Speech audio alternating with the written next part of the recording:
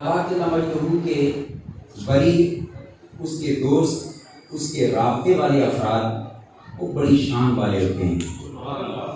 آج کل کسی چھوٹے بندے کا رابطہ کسی بڑے سے ہو جائے نا تو ہر کوئی کہتا ہے یار دل تو ذرا بچ کے رہنا، یہ آپ کے ماڑا نظر آ رہا ہے مگر ان کے رابطے بڑے اچھے ہوں، اور جس کے رابطے اللہ پاک سے ہوں اس کے اور یہ بات ذہن میں رکھیں کہ اللہ پاک سے رابطہ اس وقت تک ممکن ہی نہیں جب تک حضور سید کائنات صلی اللہ علیہ وسلم سے رابطہ پکا نہیں۔ حضور کی صحبت نہ ملے وہ رابطے ادھر جوڑ ہی نہیں سکتے، یہ بات بالکل طے ہے۔ اب قربان جائیں سارے رابطے جن کے بھی رابطے ہیں اللہ کے اللہ اور اللہ کے رسول سے، سب کی عظمت سبحان اللہ، مگر قربان جائیں جن کے براہ راست رابطے اللہ کے رسول سے تھے۔ آج ہم کہتے ہیں اپنے پیر خانوں کے فیضان کی ہم بات کرتے ہیں، اور فیضان ہے کہ ان کی صحبت اور سنگت میں رہنے والے کیسے سمجھ گئے، مگر قربان جائیں جنہیں صحبت ان کی میسر آئی جو براہ راست اللہ سے ملاتے ہیں، اس محمد مصطفیٰ جانی کائنات اور محبوب کائنات اور محبوب خدا صلی اللہ علیہ وسلم کی صحبت اور سنگت میں جن پر رنگ چڑھے وہ کتنے نکھرے ہوں گے۔ وہ کہتے ہیں نا بجلی گھر سے جب بجلی چلے تو کرنٹ ٹھیک ہوتا ہے، بعد میں جا کے کسی پنڈ تھان میں پہنچ کے اگر راستے میں وہ تاریں ٹوٹی ہو جائیں اور معاملات خراب ہو جائیں تو ڈسٹربیشن ہو جائے تو ہو سکتی ہے۔ یہی بات ذہن میں رکھیں کہ کرنٹ جو اللہ کی معرفت کا اور قرب کا رسول اللہ صلی اللہ علیہ وسلم نے بانٹا ہے نا، وہ ہمیں کمی ہو سکتی ہے مگر جنہوں نے براہ راست حضور سے وہ کرنٹ لیا ہے ان میں کوئی کمی نہیں ہو سکتی، یہ بات پکی ہے۔ اور اس پاک بارگاہ میں اور اس عرص مقدس کی تقریب میں میں چاہتا یہ ہوں کہ اس وقت ہمیں سب سے زیادہ مار عقیدے پہ پڑ رہی ہے، اور ان بارگاہوں سے عقیدہ کی درستگی کا سبق لے کر جائیں، پلے باندھیں، اور عقیدہ ٹھیک نہ ہو کوئی نہ عمل قابل قبول، وہ مثال دے دوں غلط پاسورڈ لگ جائے تو موبائل نہیں کھل رہا، غلط عقیدہ ہو تو ولایت مل جائے گا، بالکل یہ پکی بات ہے، ٹھکی بات ہے، عقیدہ غلط ہو ولایت نہیں مل سکتی، کوئی عمل قابل قبول نہیں، عقیدہ غلط ہے، عقیدہ ٹھیک ہو نا تو پھر اس کے بعد ساری باتیں ہوتی ہیں۔ اس لیے ان اللہ والوں نے عقائد کی درستگی پر زور دیا، اپنی صحبتوں میں بیٹھنے والے کی عقائد کی اصلاح کی اور پھر عمل کی ترغیب دی۔ عقیدہ کی اصلاح کے بعد جب انہوں نے عمل کیا تو کوئی کیا بنا، کوئی کیا بنا، کوئی کیا بنا، اور پورے پاکستان کیا بر صغیر میں اس گھر کا فیض بڑھنے لگا۔ تو عرض یہ کر رہا ہوں کہ اللہ سے ملانے کے لیے اللہ پاک نے اپنے حبیب کو درمیان میں واسطہ بنایا۔ اب واسطہ در واسطہ اگر آج ہم تک ایمان کا کرنٹ پہنچا ہے تو ماننا پڑے گا جنہوں نے براہ راست حضور سے ایمانی کرنٹ لیا ان کی کیا عظمتیں اور شانیں ہوں۔ اور یہاں میں یہ بات بھی عرض کرنا چاہتا ہوں آج کے حالات کے پیش نظر، آج جس کا جو دل چاہتا ہے وہ بولتا چلا جاتا ہے، اور جس کا جو دل چاہتا ہے پھر عمل اور رد عمل میں ہم پتہ نہیں کیا کیا بنتے جا رہے ہیں، اور عقیدہ اہل سنت کے حسن اعتدال سے انحراف کی راہیں لوگ اپنا رہے ہیں۔ اس دور میں ضروری ہے کہ میں یہ عرض کر دوں، حضور سید کائنات صلی اللہ علیہ وسلم کی صحبت میں بیٹھنے والے کل حضور کے صحابہ، حضور کے گھر والے، در والے، اہل بیت اطہار سارے کے سارے اتنے پاک صاف اور ستھرے ہیں، اگر ان میں کوئی نقص اور عیب بیان آج کوئی کرنا چاہے تو وہ خود جھوٹا ہے، خود خطا پر ہے، وہ پاکیزہ ہستیاں قربان۔ اور یہ بات بھی میں عرض کر دوں ساتھ ساتھ، ایک ہوتا ہے نسبت خون، ایک ہوتا ہے نسبت ایمان۔ نبی سے نسبت خون ہو، ایمان کی نسبت قائم نہ ہو سکے کسی کام کا نہیں۔ وہ حضرت محدث عالم بچوچ کی رحمۃ اللہ تعالی علیہ سید زادے قربان جائے، انہوں نے بڑی خوبصورت بات کی، انہوں نے کہا فضل ایمان پہ ہی ہے فضل نسب بھی موقوف، فضل ایمان پہ ہی ہے فضل نسب بھی موقوف، ہاتھ نہ لگا ابو لہب کے تبت کے سوا، خون کا تعلق ہے، ایمان کا تعلق نصیب نہیں ہوا تو قرآن کہتا ہے لیسا من اہلک، اور ایمان کا تعلق مل گیا اور حبشے کا رہنے والا بلال ہے امت کا امام.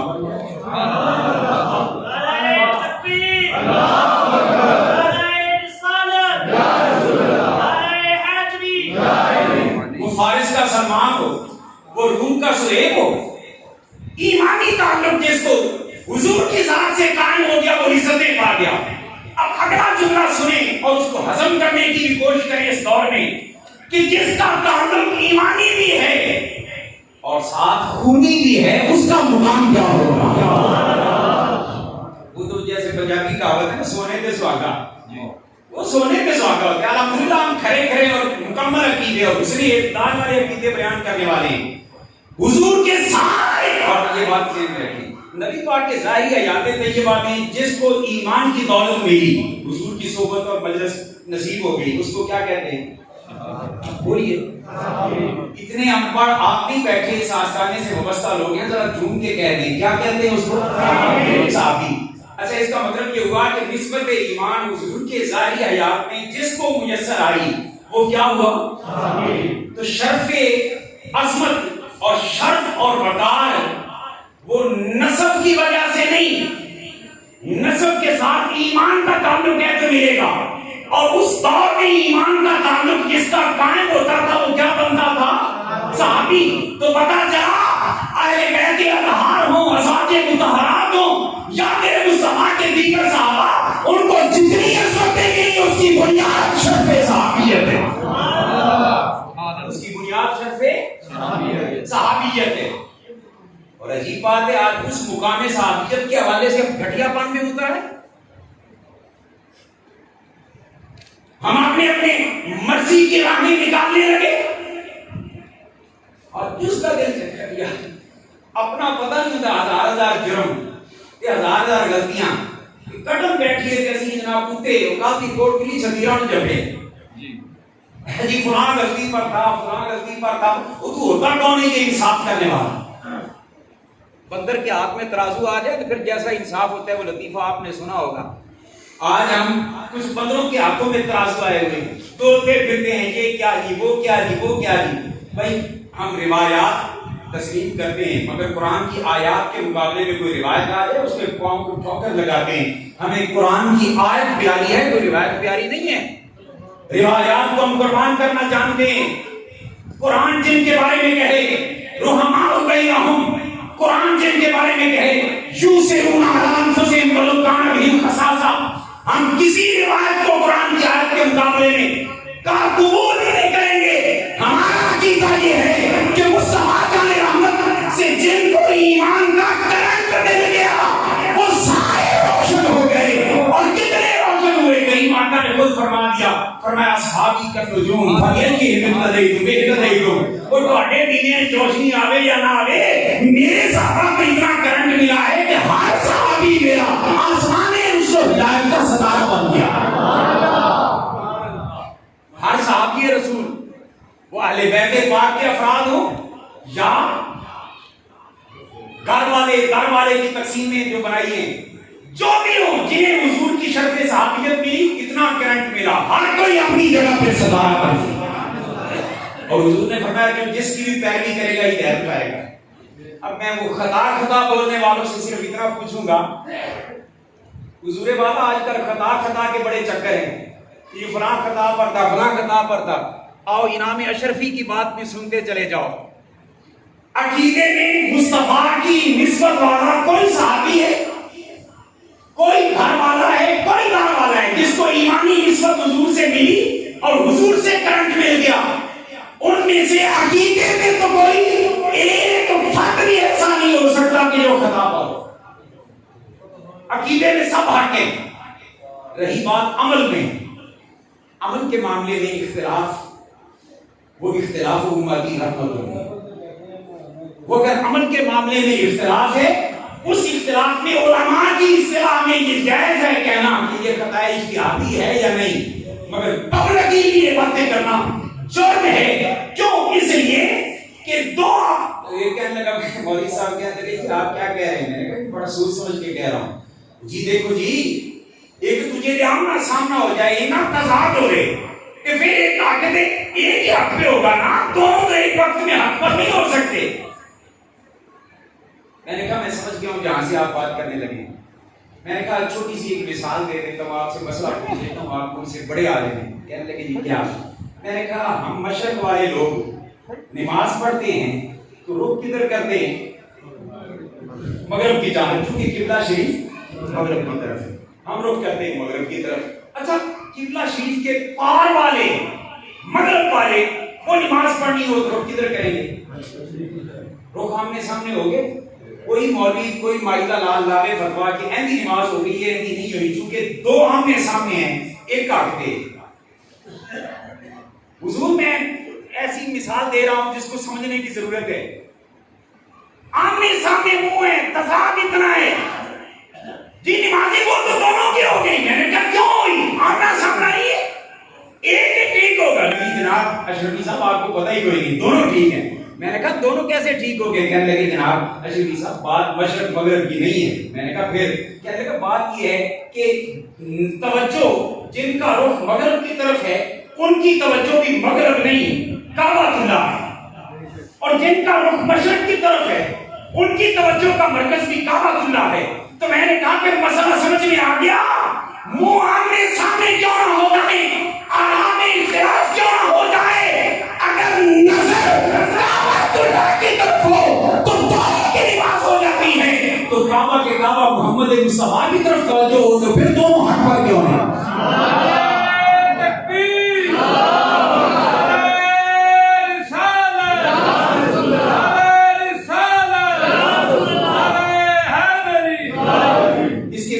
مثال دے کے میں گفتگو کو ختم کر رہا ہوں.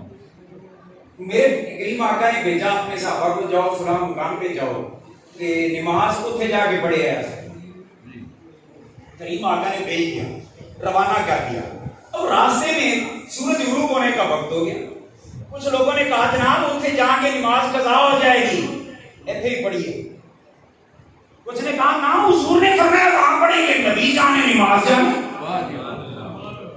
اب انہوں نے کہا یہاں پڑھیں گے، اور ان کی دلیل بھی نفسانیت نہیں تھی، دلیل یہ تھی کہ میرے مصطفیٰ کی آنکھوں کی ٹھنڈک جا رہی ہے. یہ وہی اصل کی نماز ہے جس کے لیے مولا کائنات رو پڑے گا.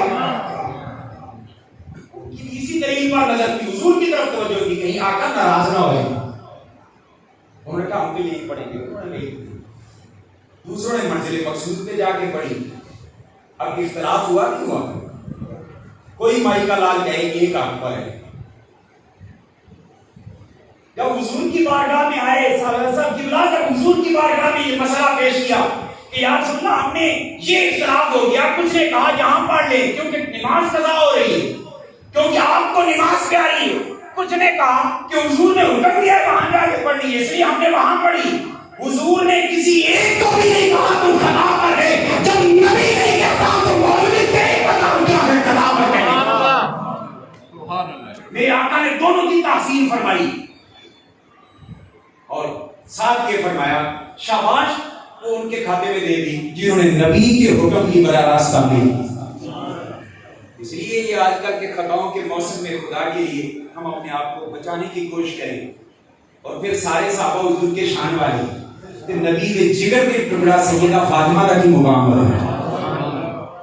جنہیں دل کرتا ہے جناب کرنا شروع کر دے. اور پھر حضور کے سارے صحابہ شان والے جنہیں حضور کی صحبت حاصل رہی. کسی کو ایک منٹ کے لیے ملی، کسی کو ایک گھنٹے کے لیے ملی، کسی کو ایک مہینے کے لیے ملی. کہ جڑے ابو بکر صدیق نو آج بھی وہ صحبت میسر، جڑے عمر فاروق نو آج بھی حضور کا قرب ملے ہے، اس ابو بکر عمر کی عظمتوں کا کیا حال ہوگا. ہمارا عقیدہ اہل سنت کا وہ پورا یا ادھورا نہیں. جن کو نبی نے کندھوں پہ بٹھایا وہ بھی شان والے ہیں، اور جس ابو بکر کے کندھوں پہ نبی بیٹھے وہ بھی شان والے ہیں. جنت میں کوئی نہیں جائے گا. اس کو مثال دے کر میں بات کر دیتا ہوں. مفتی صاحب نے مسئلہ بیان کیا تھا مگر وقت کی کم دامانی ہے وہ جلدی ہر بات کو ختم کرنا پڑا. کسی جگہ پہ آپ نے رہنا ہونا وہاں کے سرداروں سے بگاڑ کر کے نہیں رہ سکتے. وعدن نہ رہنا دریا سمندر ہے سے کہ ویر مگر اچھا نہ ہو. ایک مثال بنی ہوئی ہے نا, مطلب کیا کہ جس علاقے میں رہنا ہو, جس بستی میں رہنا ہو, وہاں کے سرداروں سے سلام دعا اچھی رکھنی پڑتی ہے. ٹکراؤ کر کے کوئی نہیں رہ سکتا. اور پھر امن کی کوئی جگہ ہو نا تو وہاں تو کوئی رہنے ہی نہیں دیتا. سوسائٹی کا مالک وہ کہے گا دو دشمندار جمع ہو گئے تھے, پھڈے ہوں گے, میں چاہنا ہے کہ امن ہو. اور جنت تو ہے ہی امن کی جگہ, جنت امن کی جگہ ہے. ایمانداریاں رسول اللہ تھے انہوں کدی باڑے گا کسی دی حسنین نال نہیں بنتی, کسی دی ابو بکر عمر نال نہیں بنتی. اور یہ چاروں سردار ہیں جنت کے. کتنے؟ چاروں سردار یہ ہیں. اور پانچویں سیدہ طیبہ. حضور نے حسن اور حسین اپنے ان دونوں شہزادوں کے بارے میں فرمایا سیدہ شباب اہل الجنہ, یہ دونوں جنتی جوانوں کے سردار ہیں. اور سنی تیرے مقدر پہ قربان جائیں, جو جو نبی کہتا ہے تو تصدیق کرنا جانے. حضرت یا رسول اللہ تو سچ فرمایا. یاسین اللہ نے آپ کو کہا سردار آپ کو بنایا, آپ کی مرضی جنوں منڈی جاؤ. آپ نے فرمایا میرے یہ دو شہزادے جنتی جوانوں کے سردار. ہم نے کہا یا رسول اللہ ہم تصدیق ہم مانتے ہیں. حضور نے فرمایا میری بیٹی فاطمہ جنتی عورتوں کی سردار ہے. ہم اس سیدہ فاطمہ کی عظمت کے سامنے سر تسلیم خم کرتے ہیں. ہم تو دعائیں یہ کرتے ہیں یا اللہ ہماری بیٹیوں کو فاطمہ تک یہ عطا والا حیا عطا کر. مگر اسی زمانے نبوت نے یہ جملہ بھی کہا, فرمایا جنتی باپوں کے سردار اور بوڑھوں کے سردار ابو بکر اور عمر سیدہ قبول اہل جنہ. عجیب بات ہے, ایک کار ہے وہ اس حدیث کو نہیں مانتا, ابو بکر عمر کا دشمن. دوسرا کار ہے اس حدیث کو نہیں مانتا. حسنین کریمین سردار ہیں, مبارک و سنی تیرا عقیدہ, تو نبی کی ہر حدیث کو مانتا ہے, تو انہیں بھی سردار مانتا ہے, انہیں بھی سردار مانتا ہے. ایک کہنے لگا جی جنت میں سارے جوانوں نے جانا ہے. میں کہا بالکل جانا ہے. تو یہ بوڑھوں کے سردار کیا ہو؟ میں نے کہا اپنے دماغ کا علاج کرا. جنت میں بوڑھا گوری ہونا مگر اس دنیا میں تو بوڑھے بھی ہیں کہ نہیں کہ انہوں نے پھائے لا دی. یہ کہتے ہیں کہ میں کہا نبی پاک نے جو فرمایا کیونکہ دنیا میں آپ نے یہ فرمایا ہے نا, اس لیے دنیا کے اعتبار سے فرمایا ہے کہ جڑا بندہ دنیا میں جوانی میں جائے گا وہ دے سردار حسن اور حسین جنت میں ہوں گے. کہ جڑا ایک بوڑھا ہو جائے گا, شیخ بن جائے گا اسلام میں سے تے سفید وار آ جائیں گے, وہ جنت میں جوان بن کے جائے گا مگر انہوں نے سرداری رکھیا میرے ابو بکر اور میرے عمر کے سر پر. الحمدللہ ہم سب کی سرداری اور ان کی عظمتوں کو سلام کرتے ہیں اور قربان جائیں مبارک ہو سلسلہ عالیہ نقشبندیہ سے وابستہ لوگوں.